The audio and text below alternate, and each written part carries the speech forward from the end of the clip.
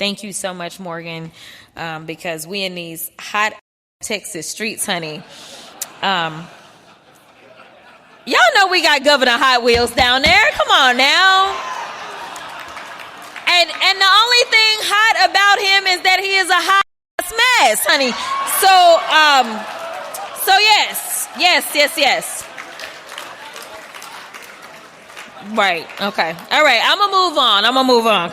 So that right there was Texas Congresswoman Jasmine Crockett making fun of Texas Governor Greg Abbott for being in a wheelchair, for being disabled. For those of you who are unaware, Greg Abbott has been disabled since he was 29 years old when an oak tree fell on him, paralyzing him below the waist. And here is Jasmine Crockett, supposedly an advocate for the marginalized, at the Human Rights Campaign award dinner, which again is an organization that supposedly advocates for the marginalized, making fun of Greg Abbott for being a crippled, for being disabled, because, you know, you're only really marginalized when you have a D next to your name. Once you have that R next to your name, you're kind of subhuman trash no matter what demographic you fall into. And by the way, this is something that should be surprising to no one. No one in this country should be shocked by this, because look at the way that these people talk about any black Republican, any black conservative. They go after them in some of the most vicious, most racist ways humanly possible, because again, your identity as a marginalized group is only valid if you serve the purposes of the overall progressive movement or the Democratic Party, and this was perfectly exemplified right here. Now, of course, I want to make something 100% clear. I'm not offended by this. I'm not offended on behalf of Texas Governor Greg Abbott. He has done wonders with his life. Again, he is the multi-term governor of the state of Texas, and oftentimes, whenever we're talking about Greg Abbott, I will throw in a joke here or there about how I like some of his positions, but I really want him to take a stand on this issue or that issue, which is obviously a reference, a joke about him being in a wheelchair. So I'm not above making fun of anybody for anything. It's comedy, people. We're all on board with this. But the fact is, Jasmine Crockett and the Democrats have a set standard that they try to apply to the other side all the time, and there is nothing wrong with holding them to their own standard, especially when doing so ends up producing hilarious results, like all of Jasmine Crockett's pathetic ways that she's trying to walk this back, and all the different various people that are defending the joke, even though Jasmine Crockett, of course, is saying that she didn't actually make the joke. And also, the real culprit behind all of this, and you will be shocked by this, is actually evil white racism. Yeah, she mocked Texas Governor Greg Abbott for being in a wheelchair, and if you heard what she said, you're an evil white racist. I'm not joking about this. That is the actual defense from this woman. Now, we're going to break this down. We're going to talk about this, but before we do, I want to thank everybody who supports this channel via actualjusticewarrior.com/join. Give me the money. Give me the money. Okay? I think she should just own it, because Jasmine Crockett is a very talented politician. Yeah. Crockett, sorry. And a very talented communicator, politician. She's effective. People gravitate towards her. This was beneath her, because Marjorie Taylor Greene, we expect that. That's the only way she can get a headline is by saying crazy stuff, and then everyone looks. Representative Crockett is so much better than this. So I think it would have been really relatable, because the rest of that speech, if you watch it, she's really impassioned. She says, I'm going off script. What I love a politician to do is say, you know what, I said that.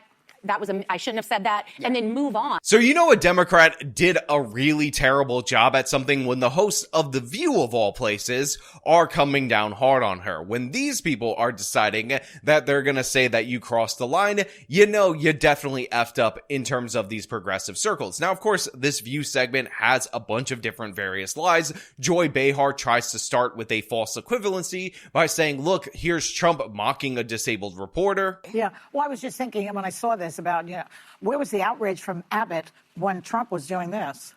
Written by a nice reporter. Now the poor guy, you got to see this guy. Oh, I don't know what I said. I don't remember. He's going like, I don't remember. Maybe that's what I said.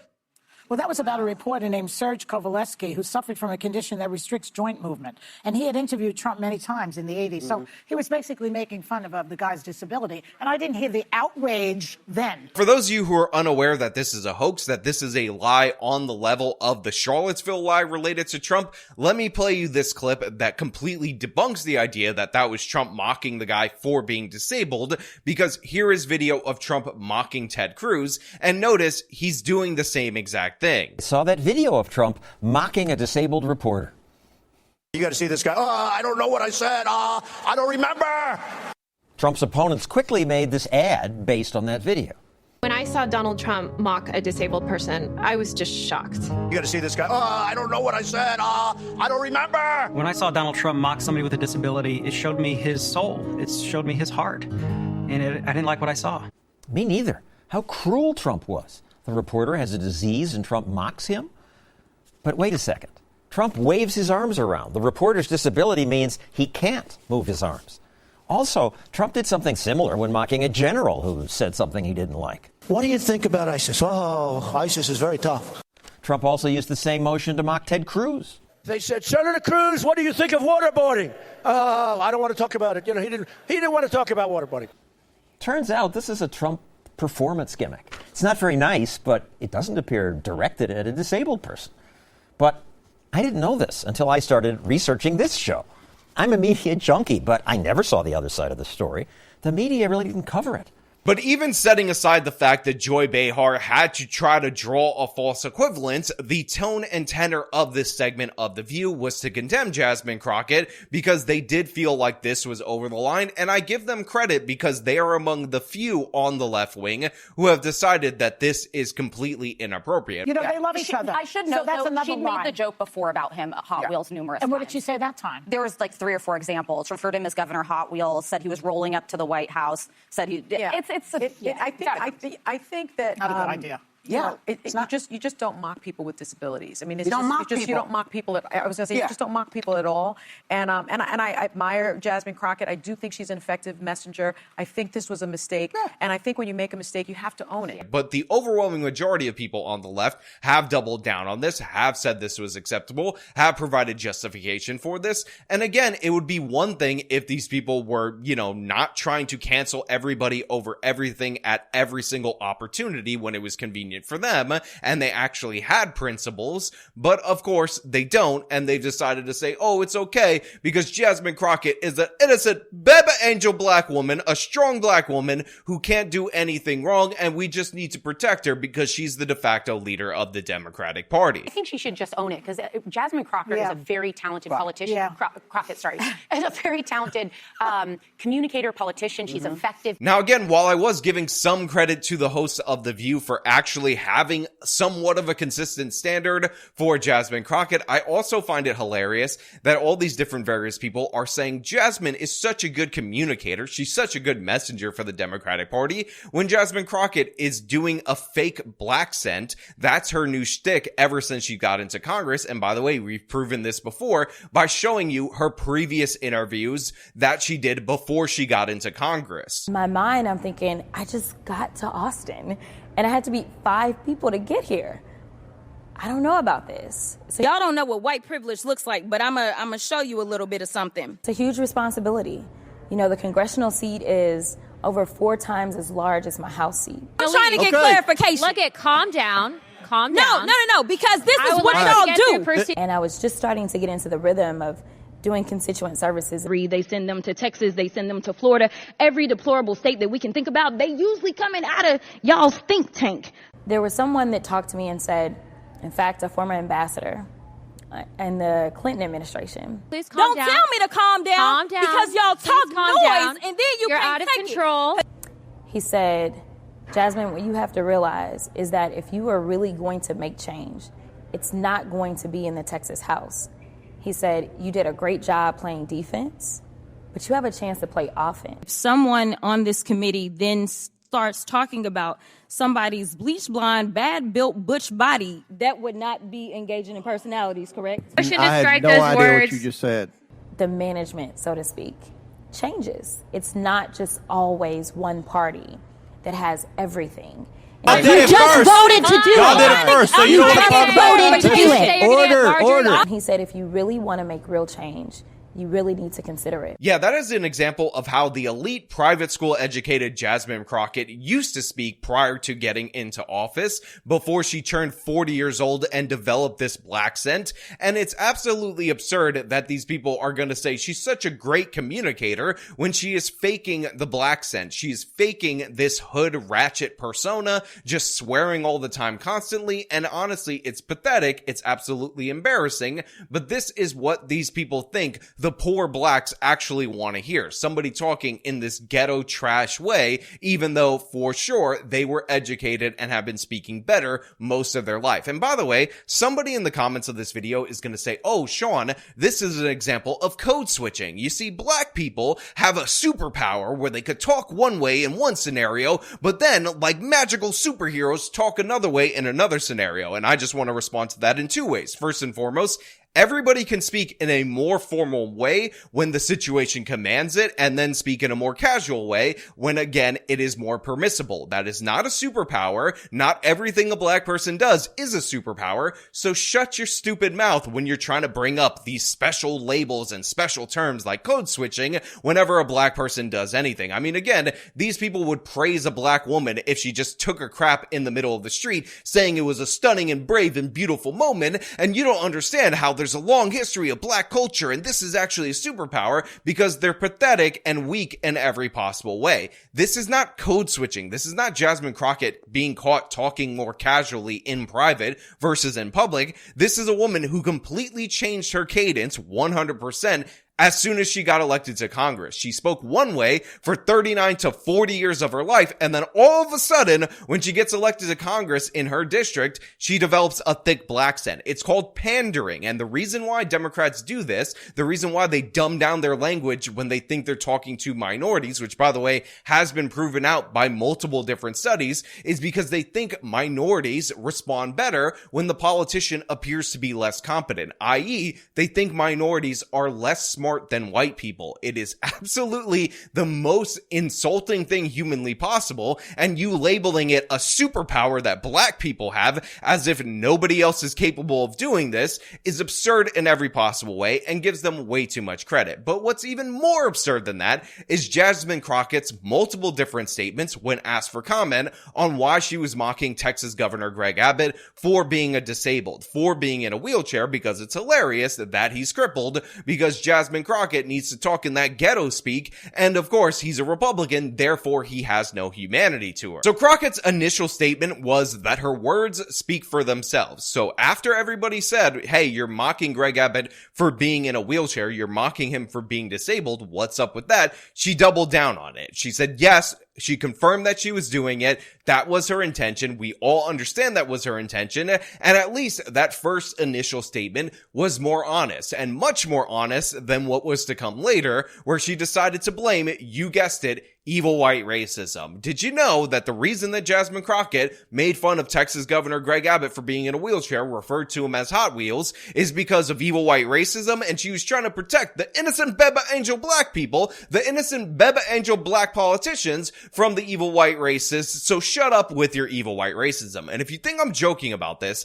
get a load of this ridiculous statement from Jasmine Crockett. And this is from her Twitter account. I wasn't thinking about the governor's condition. I was thinking about the planes, trains, and automobiles that he used to transfer migrants to communities led by black mayors, deliberately stoking tension and fear among the most vulnerable. Literally, the next line I said was that he was a hot A-word mess, referencing his terrible policies. Now, to be clear, the literal next line in her statement was, the only thing hot about him is that he is a hot-ass mess. It's also funny that Jasmine Crockett on this Twitter account is starring out her swear words when part of her whole shtick is that she's real, she talks authentic, like from the streets, with all the swear words peppered in every possible way, because she's basically living off the butch blonde comment that she made about Marjorie Taylor Greene over a year ago. But here, she decided that she was going to censor it. But of course, more importantly, more crucially, is the first part of that statement, where she says that she was actually referring to, when she called Texas Governor Greg Abbott Governor Hot Wheels, planes, trains, and automobiles that were used in order to send migrants to cities run by black mayors. Again, making the issue about black victimization, about evil white racism, and of course, challenging the intelligence of everybody who's reading this, who understands completely that you didn't call him Governor Hot Wheels because of the Hot Wheels on airplanes, trains, and automobiles that send them to the migrants to the black mayors. Again, first of all, she didn't mention buses at all right here. The majority of the migrants were sent on buses and not trains. She's trying to do the planes, trains, and automobile thing because she's an absolute idiot and she thinks you're even dumber than she is. But this is in no way, shape, or form what she was referencing. Nobody in the audience interpreted it that way. Let's be clear about that.